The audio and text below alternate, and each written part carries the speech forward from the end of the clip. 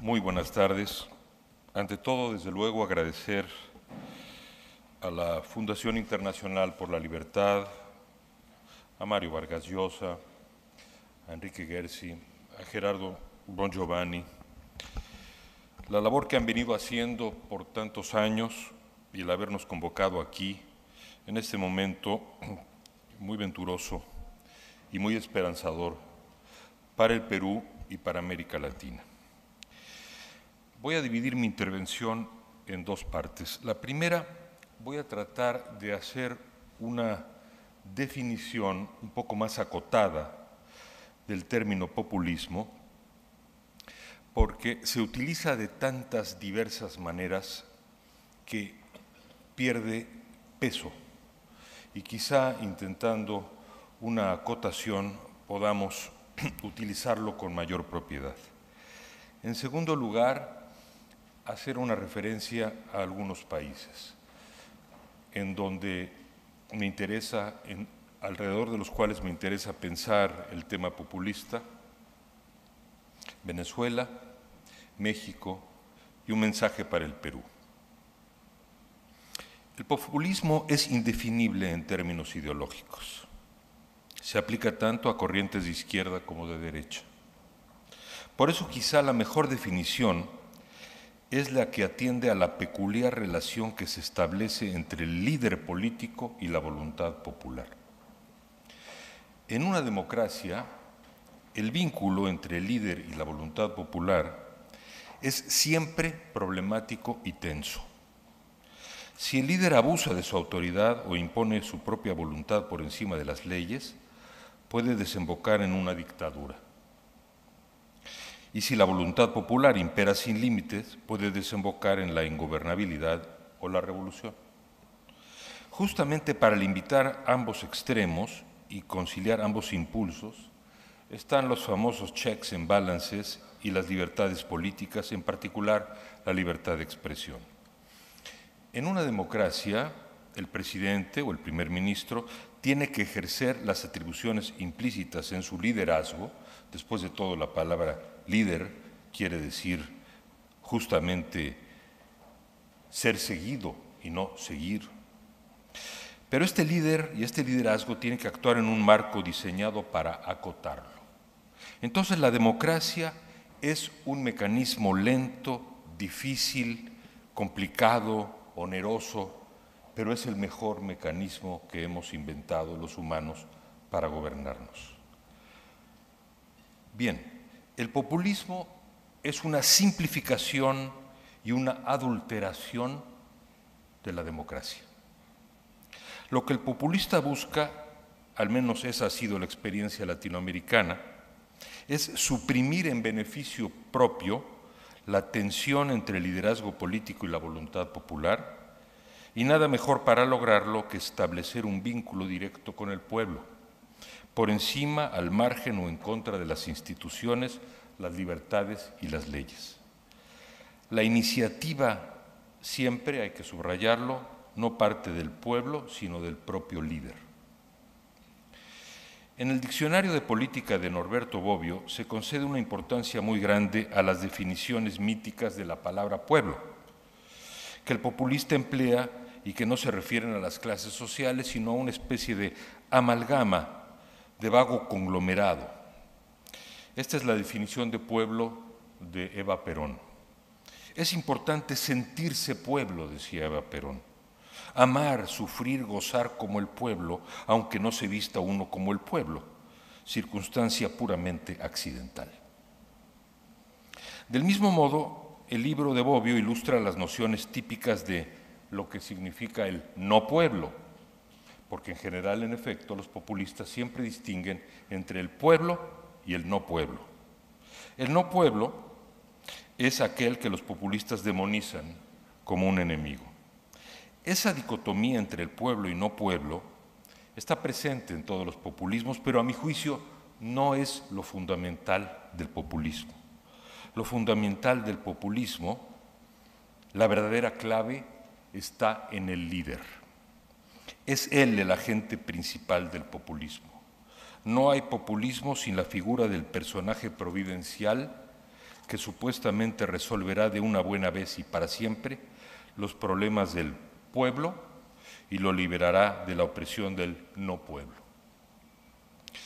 Para llevar a cabo su proyecto, el populista utiliza como vehículo fundamental la palabra amplificada en la plaza pública. Los demagogos existen desde los griegos, pero los populistas son producto de la sociedad industrial de masas y del megáfono. El populista se apodera de la palabra y fabrica la libertad, fabrica la verdad oficial. Una vez investido en intérprete predominante o único de la verdad y de la realidad, el populista, convertido en agencia pública de noticias, aspira a encarnar la verdad total y trascendente que las sociedades no encuentran, aunque a menudo aspiran a ella, en un Estado laico. Por eso muchos populistas adoptan símbolos religiosos y transmiten un mensaje de salvación, se vuelven redentores. Pero aún en ese caso la prédica es insuficiente. Por eso algunos populistas buscan conquistar la voluntad popular mediante el uso discrecional de los fondos públicos. El populista nunca reparte gratis, menos aún para afianzar la autonomía de los individuos o de las comunidades. El populista focaliza su ayuda y cobra con obediencia. Con todo, tampoco los incentivos económicos le bastan, y para mantenerse en el poder, el populista militariza simbólicamente la plaza pública, alienta la confrontación entre el pueblo y las élites internas y moviliza a la gente, a la masa, contra el siempre acechante enemigo exterior. Ahí tienen ustedes una tipología posible del populista que pone el énfasis en el vínculo, que como decía muy bien Marcos, es un vínculo hipnótico entre el líder y el pueblo y la masa, pero que no es todavía una dictadura. Es un estado transitorio que adultera y que simplifica la dificultad propia de la democracia, brincando o dejando al margen o contradiciendo las leyes, las instituciones y las libertades. El impulso del líder populista puede desembocar en la franca dictadura, es decir, en la cancelación de las leyes, libertades e instituciones de la democracia. Este era, según Aristóteles, el desenlace común en la Grecia clásica. Dice Aristóteles en su Política: ahora quienes dirigen al pueblo son los que saben hablar. Y citando multitud de casos, explica que las revoluciones en las democracias son causadas sobre todo por la intemperancia de los demagogos. Y el ciclo en Grecia se cerraba cuando las élites se unían para remover al demagogo en turno, reprimir la voluntad popular e instaurar la tiranía. Pero en el siglo XXI, el propio demagogo puede ejercer de facto la autocracia con solo desvirtuar las instituciones y las leyes de la democracia. En un régimen populista como el de Juan Domingo y Evita Perón o el de Hugo Chávez, se celebran elecciones y las instituciones siguen funcionando aparentemente, pero sin autonomía ni equilibrios internos. El Poder Judicial pierde su independencia, el Legislativo se ajusta a los deseos del Ejecutivo, el proceso electoral no garantiza la libertad de sufragio, el único límite suele ser la prensa libre, pero como hemos visto en los últimos días o meses en el Ecuador y en Venezuela, en los últimos años, penosamente, el Ejecutivo tiene el designio claro de domesticar y acabar con la libertad de expresión.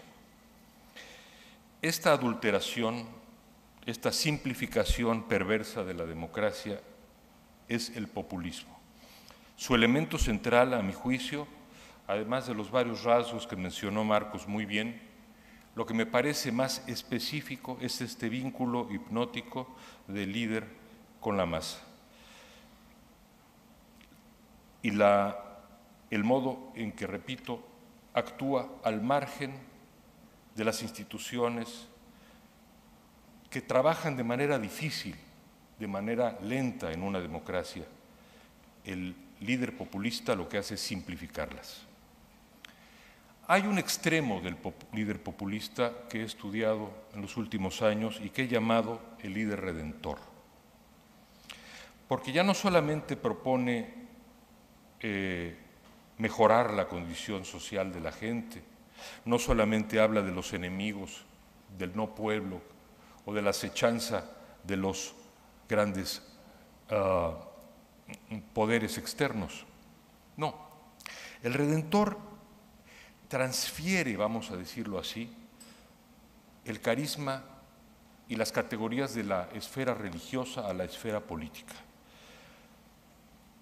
Y se presenta como un hombre o mujer que va a salvar por la sola fuerza de su persona y de su pureza y de sus ideas y su doctrina, va a salvar mesiánicamente al pueblo. En un redentor confluyen dos elementos: el liderazgo carismático, el uso de imágenes y símbolos religiosos, y un dogmatismo extremo que convierte a una ideología en una religión. Lo hemos visto claramente en Venezuela. Por una parte tenemos a un hombre que ha llevado el narcisismo a una categoría metahistórica, a un hombre que confunde su biografía personal con la historia de Venezuela, de modo que podemos decir que en este momento Venezuela está gravemente enferma de un cáncer. Y él ha logrado manejar y manipular esto de tal manera que muchos venezolanos de buena fe, por la conexión hipnótica con él, sinceramente piensan que si el comandante Hugo Chávez llega a fallecer, algo terrible ocurrirá necesariamente con Venezuela de esa misma naturaleza. Eso es lo que es la identificación de la biografía del líder con la historia de un pueblo. Pero en segundo lugar también un apego a una doctrina que en este caso es la del socialismo del siglo XXI, que yo creo que se trata de un anacronismo al cuadrado. Voy a explicar por qué. Simplemente, en 1959, cuando estalla la Revolución Cubana, ya era anacrónica con respecto a la Revolución Rusa, que había demostrado con toda claridad, después de varias décadas, sus enormes limitaciones en cuanto a la promesa que había presentado a la historia, pero también, sobre todo, su opresión y sus crímenes. A esa primera experimento anacrónico, que ha sacrificado a 3 generaciones de cubanos, mínimo, ha seguido un segundo anacronismo, el anacronismo de Hugo Chávez, que es un anacronismo, repito, al cuadrado, con respecto a la Revolución Cubana y a la Revolución Soviética.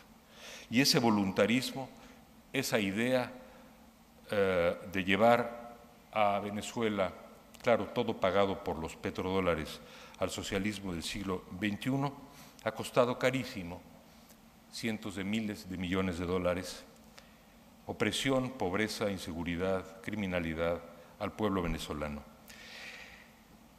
Y yo creo que, además de lamentar, o más que lamentar esta situación, tenemos que admirar el hecho de que a pesar de estos 12, 13 años, 14 años ya casi, de régimen chavista en Venezuela,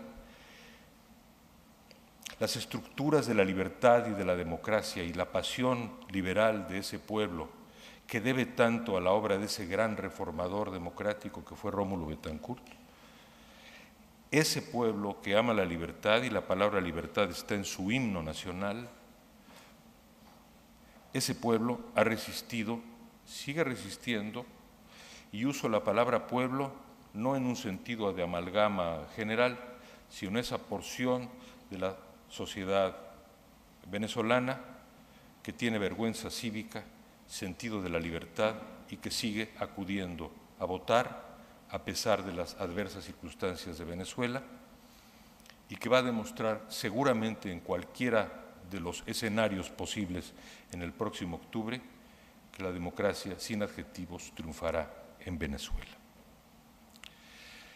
De modo que, lejos de ser pesimista, prefiero concentrarme en la pasión de libertad y de democracia que ha desplegado la sociedad venezolana, y pienso que aunque han tenido un auténtico autoproclamado redentor a la cabeza de ese país, han resistido con enorme gallardía.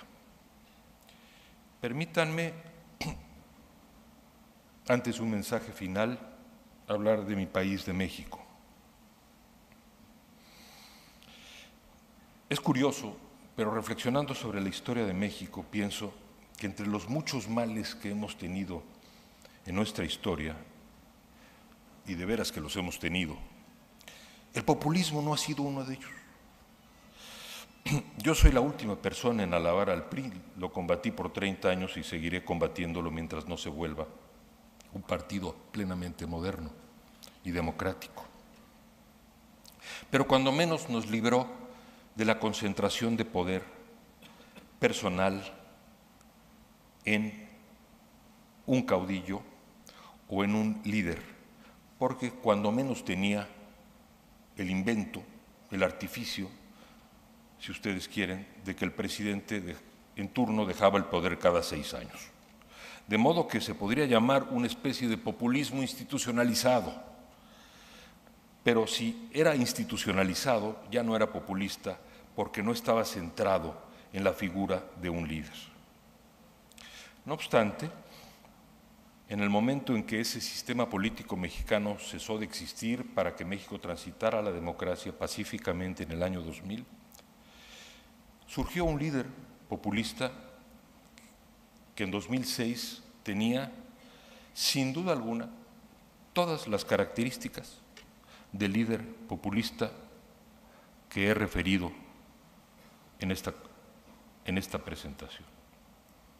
El contacto carismático e hipnótico con la masa, la promesa de un programa nacionalista revolucionario de reparto de la riqueza y desde luego la división de México entre los buenos y los malos, el pueblo y el no pueblo, etc.